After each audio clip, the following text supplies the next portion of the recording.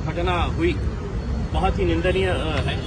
इसको शब्दों में बयान नहीं किया जा सकता है। हिंदुस्तान का सबसे खूबसूरत जो जगह कही जाती है कश्मीर के बारे में, वहां पर खून की होली कैसी खेली गई। दिन दहाड़े पड़ोसी मुल्क से आतंकी आते हैं और यहां पर वो खून की होली खेलकर चले जाते हैं और सरकार अपनी पीठ थपथपाने में लगी रहती है कि देखिए हमने कश्मीर से 370 हटाया, वहां से पूरी तरीके से आतंकवाद खत्म हो चुका है। हम हुकूमत को ये कहना चाहते हैं, जब इसी तरह उरी के अंदर घटना हुई थी, अगर सरकार उसको संजीदगी से लेती और मुंह तोड़ जवाब देती तो शायद इसके बाद कोई घटना नहीं होती। लेकिन उसके उरी के बाद भी सिर्फ मीटिंगें हुई, चर्चा हुई, भाषण हुए, खत्म। उसके बाद पुलवामा हुआ और पुलवामा की घटना के बाद भी सिर्फ भाषण हुए, मीटिंग्स हुई और सिर्फ आश्वासन दिया गया कि हम ईंट का जवाब पत्थर से देंगे, मुंह तोड़ जवाब देंगे। अगर उस वक्त कार्रवाई करते तो शायद पहलगाम नहीं होता। लेकिन अब पहलगाम हुआ है तो हम उम्मीद कर रहे थे कि ये घटना के 24 घंटे के अंदर 56 इंच का सीना दिखाकर नरेंद्र मोदी साहब कड़ी से कड़ी कार्रवाई करें, पड़ोसी मुल्क को और दुनिया को ये बताए कि अगर हमारे मुल्क में अगर कोई गलत कोई हरकत करता है, अगर हमारे मुल्क में कोई आतंकी कार्रवाई करता है तो उसका हश्र क्या होता है, ये दुनिया को और भारत का एक एक नागरिक इसको देखना चाहता है। लेकिन दुर्भाग्यवश अभी भी सिर्फ चर्चाएं हो रही है, मीटिंग हो रही है और ये बताया जा रहा है कि हम जड़ से खत्म कर देंगे। हम उनसे पूछना चाहते हैं कब खत्म करेंगे। जल्द से जल्द इसके ऊपर कार्रवाई करें और हम पूरे देशवासियों को आश्वासन देना चाहते हैं कि सरकार जो फैसला करेगी उसके पीछे हम पूरी ताकत के साथ खड़े रहेंगे।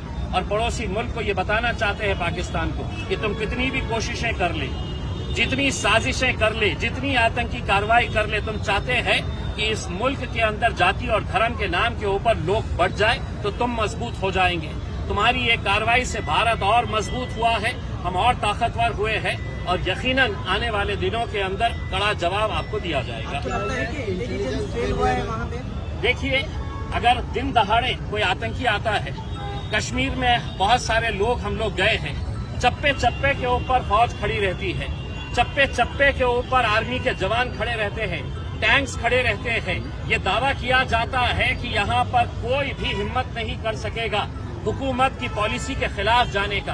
कोई भी आतंकी कार्रवाई के बारे में तो हमने नरेंद्र मोदी साहब और अमित शाह साहब के भाषण सुने थे अपनी पीठ थपथपाते हुए कि अब 370 हट गया है, अब देखिएगा कि कश्मीर में किस तरीके का अमन रहेगा करके। लेकिन शायद उस पीठ थपथपाने के चक्कर में, अपनी वाहवाही करने के चक्कर में वो ये देखना भूल गए कि पड़ोसी मुल्क आतंकी कार्रवाई कर रहा है और बेकसूर कितने सारे ऐसे लोगों की जान चली गई जो कश्मीर को देखने के लिए गए थे। हम उनके परिवारों के साथ अपनी हमदर्दी, अपना सांत्वना हम जताते हैं और उम्मीद करते हैं कि उनको इंसाफ जल्द से जल्द ये हुकूमत दिलवाएगी। इस दहशतगर्दाना हमले के लिए आतिशी के जिम्मेदार कौन है? हजारों के साथ ने क्या इस्तीफा देना चाहिए? देखिए, इतनी बड़ी कार्रवाई होने के बाद हम तो ये उम्मीद कर रहे थे कि अमित शाह साहब ने फौरन अपना इस्तीफा देना कि मेरी गलती की वजह से ये बेकसूर लोगों की जान गई है करके।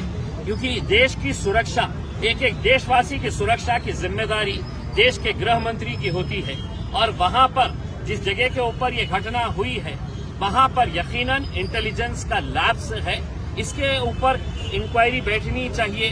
वहां पर फौज क्यों नहीं थी? बहुत सारे जो लोग बच के निकले हैं उनका कहना है कि वहां पर कोई सुविधा नहीं थी, कोई आर्मी का जवान वहां पर नजर नहीं आ रहा था।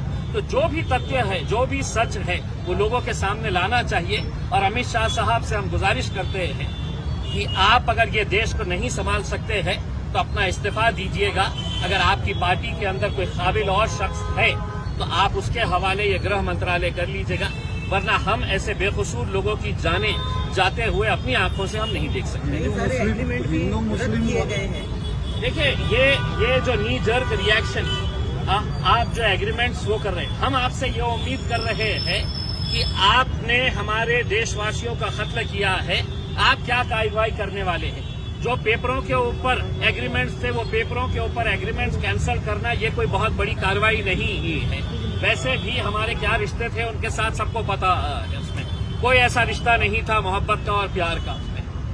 तो अगर आप सिर्फ देशवासियों को ये गुमराह कर रहे हैं कि हमने ये एग्रीमेंट कैंसिल कर दिए हैं, वो एग्रीमेंट कैंसिल कर दिए हैं, तो अभी भी आप देश को गुमराह कर रहे हैं। आप ये बताइए कि हमारी फौज जो इतनी ताकतवर है, जिसका हमें अभिमान है, गर्व है, वो उसको क्या आदेश दिया जाता है कि आगे की कार्रवाई क्या करनी आज चाहिए। ऑल पार्टी मीटिंग रखी गई थी, उसे किस तरह से देखते हैं आप? देखिए, आज ऑल पार्टी मीटिंग के अंदर क्या हुआ है, जो उरी के बाद हुआ है, जो पुलवामा के बाद हुआ है, जो पहलगाम के बाद हुआ है, चर्चा हो रही है। जब हम आपको कह रहे हैं कि आप कोई चर्चा मत करिए, कोई पार्टी आपसे उम्मीद नहीं कर रही है कि आप हमको बुलाइएगा और चर्चा करिएगा करके, हम चाह रहे हैं कि आप कार्रवाई करें करके।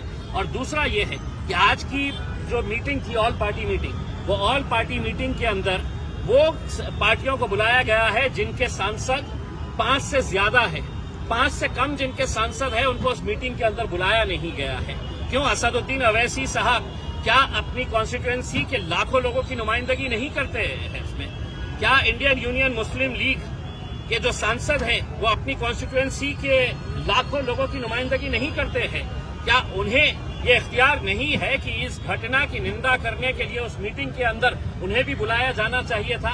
लेकिन उन्होंने किरण रिजिजू साहब को, जब असदुद्दीन अवैसी साहब ने बात किया तो उन्होंने कहा कि नहीं, बहुत ज्यादा लोग हो जाएंगे, इस वजह से हमने कुछ कम लोगों को बुलाया है। हम ये कहना चाह रहे हैं, इतनी घटना के बाद क्या नरेंद्र मोदी साहब और अमित शाह साहब 1 घंटा एक्स्ट्रा नहीं दे सकते हैं? 1 घंटा एक्स्ट्रा नहीं बैठ सकते हैं चर्चा करने के लिए? और पूरे जितने सांसद हैं उनकी क्या राय है ये सुननी चाहिए थी। हम छोटी पार्टियों को नहीं बुलाया गया है, उसकी हम निंदा करते हैं। इस हमले के बाद कई सारे लोग हिंदू मुस्लिम कर रहे हैं, उसको क्या करेंगे? देखिए, ये 1%, 2% और पूरा का पूरा गोदी मीडिया जो है वो यही खेल रहा है। क्योंकि जब सरकार अपना एजेंडा चलाती है तो उस एजेंडे का हिस्सा गोदी मीडिया भी हो चुकी है और इस तरीके से उनकी न्यूज को दिखाया जा रहा है जैसा मानो पूरे एंकर्स वहां पर मौजूद थे और जिस मीटिंग के अंदर ये हुआ था, ये आतंकी हमला होना चाहिए, उस मीटिंग के अंदर एंकर्स भी बैठे हुए थे। जिस तरीके से वो इसको पूरी तरीके से पेश कर रहे हैं, कितना भी ये नफरत फैलाने की कोशिश करे मीडिया वाले, एक बात समझ लें कि कश्मीर से जो आवाज आई है, हिंदू मुस्लिम भाई भाई है, वो आवाज जो है और ज्यादा तेज बुलंद हो। कश्मीर से आवाज आई, हिंदू मुस्लिम